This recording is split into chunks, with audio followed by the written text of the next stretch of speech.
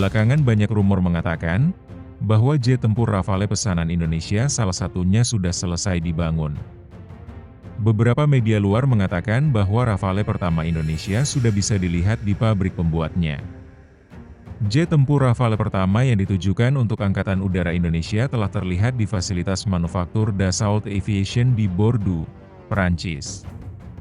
Hal ini menandakan lompatan bersejarah dalam program modernisasi kekuatan udara Indonesia yang bernilai miliar dolar, tulis Defense Security Asia, 9 Agustus 25, dalam artikel, First Indonesian Rafale Rolls Out from Dassault Factory, 66 Jet Fleet to Dominate Southeast Asia Skies.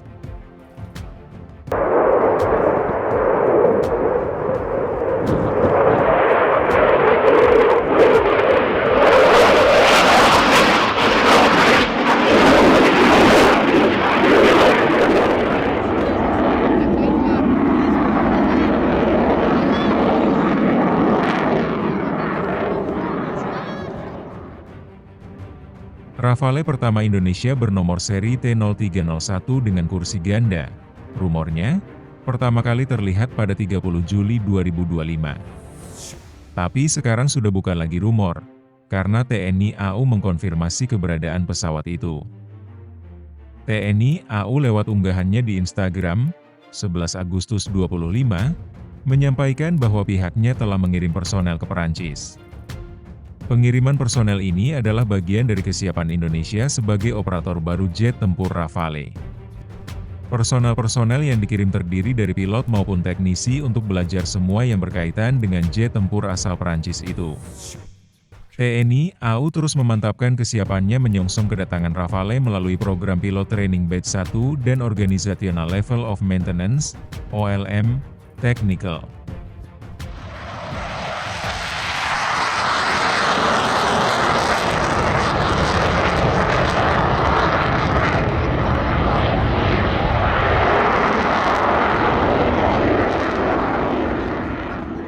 Program ini diikuti oleh 16 personel pilihan, terdiri dari 4 penerbang dan 12 teknisi, yang seluruhnya berada dalam kondisi sehat dan siap melaksanakan seluruh tahapan pelatihan. Para teknisi mempelajari materi umum dan spesialisasi sesuai bidang masing-masing, yaitu vektor, avionik, dan armamen. Pembelajaran dilakukan di kelas dan hangar, dilanjutkan dengan on-the-job training di skadron operasional di Perancis. Sementara itu, para penerbang memperdalam teori sistem dan prosedur pengoperasian Rafale sebelum melaksanakan tahapan simulator dan bina terbang, jelas TNI AU.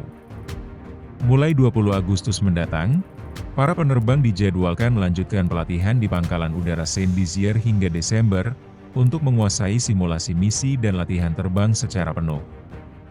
Tahapan ini menjadi kunci memastikan kemampuan tempur yang optimal saat Rafale resmi memperkuat pertahanan udara Indonesia.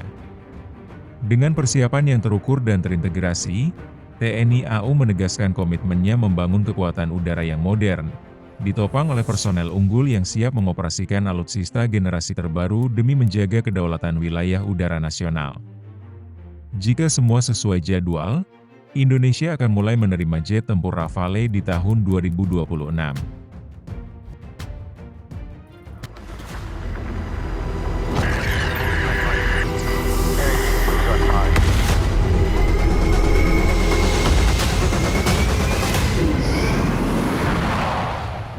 Sebagai pengingat, Indonesia mengakuisisi 42 unit Rafale, jet tempur MRCA, Multi-Role Combat Aircraft, dari Dassault Aviation Perancis.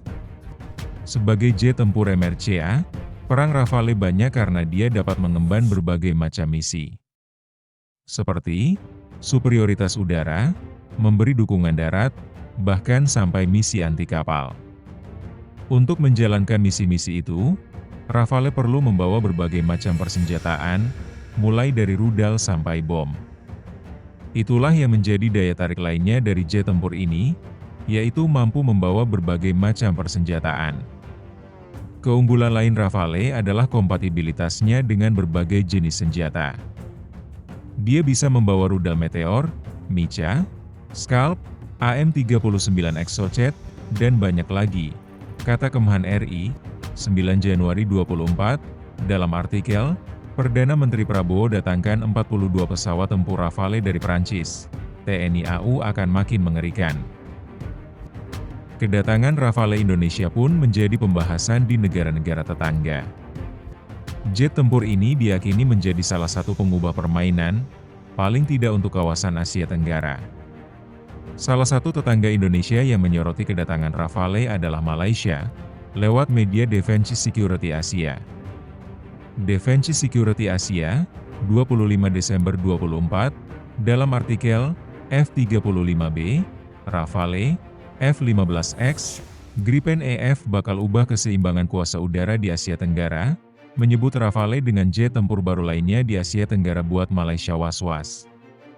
Pasalnya, hanya Malaysia yang tidak mengikuti arus yaitu tidak membeli jet tempur baru. Hasilnya, saat ini Angkatan Udara Malaysia masih menggunakan jet tempur lama.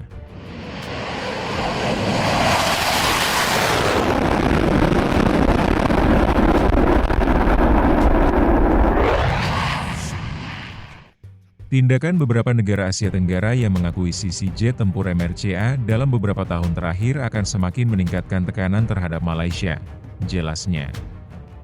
Beberapa negara disebut, seperti Indonesia dengan Rafale, JAS 39 Gripen Thailand, F-35B Singapura, Su-30 Myanmar, maupun Vietnam yang sedang berupaya mendatangkan F-16. Jika melihat fakta ini, akan ada banyak sekali jet tempur generasi 4, 5, dan 5 mengisi ruang udara Asia Tenggara. Sementara itu, Malaysia masih mengandalkan jet tempur generasi 4. Masuknya jet tempur generasi 4, 5, dan 5 ke dalam inventaris Angkatan Udara Asia Tenggara diperkirakan akan menambah tekanan terhadap Royal Malaysian Air Force, RMAF, yang masih bergantung pada jet tempur generasi 4 macam Su-30 MKM, kata Defense Security Asia di artikelnya.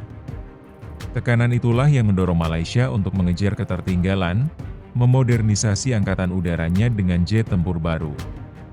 Apalagi tekanan juga datang dari luar, sebut saja kehadiran Tiongkok di Laut Cina Selatan.